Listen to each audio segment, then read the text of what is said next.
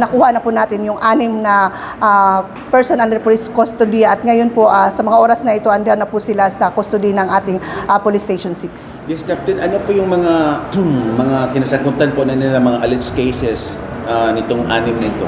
5 po nito ay involved ng 9165 at yung isa lang po ang may kaso ng attempted rape. Ano po, anong circumstance po na sila po nakatakas doon sa kanilang pansamantalang custodial facility? Yes, kung makikita natin yung setup ng custodial facility ng Police Station 6 ay since hindi pa siya standard building, yung custodial facility natin as nasa may entrance, yung desk officer naman natin nasa bandang loob ng office which is may kalayuan po doon sa kanilang custodial facility. So during the night, nakikita naman natin sa CCTV na yun lang talaga ang binabantayan nila na makaalis yung patrol car at sa kanila ginawa yung plano nila.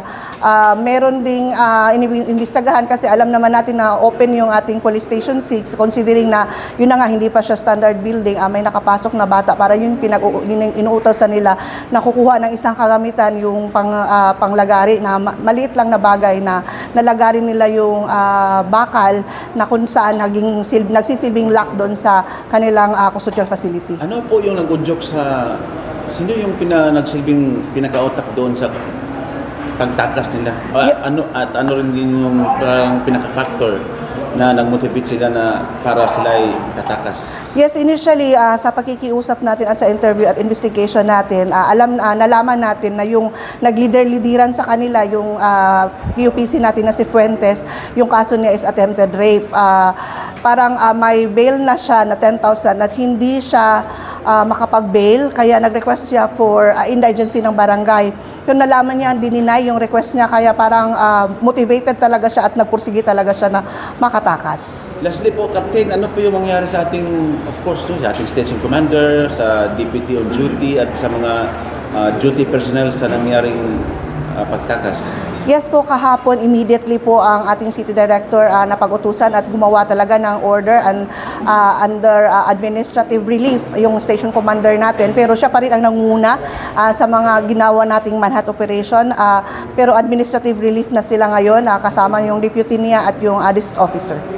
But of course, bagamat na-retrieve natin sila lahat sa magkaibang paraan upang balik doon, but administratively, anong mga possible na mga action within the PNP procedure?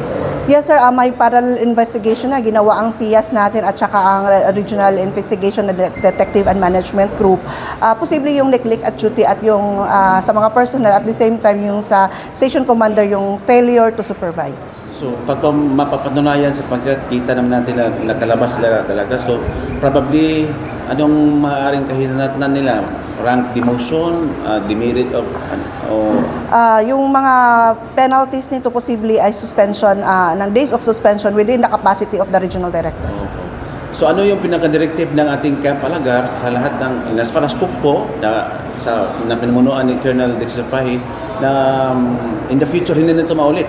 And as far as Kokpo is concerned, CD immediately directed nung nangyari talaga, nung umaga pa lang, the officer of the day to inspect our custodial facilities sa lahat ng mga stations to make such comment talaga na ano ang pwede i-improve at ano ang pwede i-correct, at saka yung mga station commander to double check their detailed personnel para ma-ensure talaga na yung building guard at yung personnel to be accounted for the PUPC na nasa stations ay talagang be held responsible kung sakaling mangyayari pa ulit. Among the 10 stations, parang yung Lumbia lang yung standard natin na station, but wala tayong mga pakiusap sa LGU na medyo ma-improve yung mga himpilan natin kasi nakaatas ng halos lahat.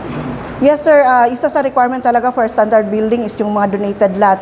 Hopefully makakuha natin kasi ito nang matagal na pakiusap ni Cagayan de Oro City Police Office sa lahat ng mga local government natin like sa mga barangay at sa LGU natin na matutulungan yung Cagayan de Oro City Police Office to improve its facility, at ito ang donated lot na for the PNP sa ating mga police stations. Ito talaga ang cry natin, unlike Lumbia na nasa standard building na natin, makikita natin kung gaano kaganda ang isang PNP standard building.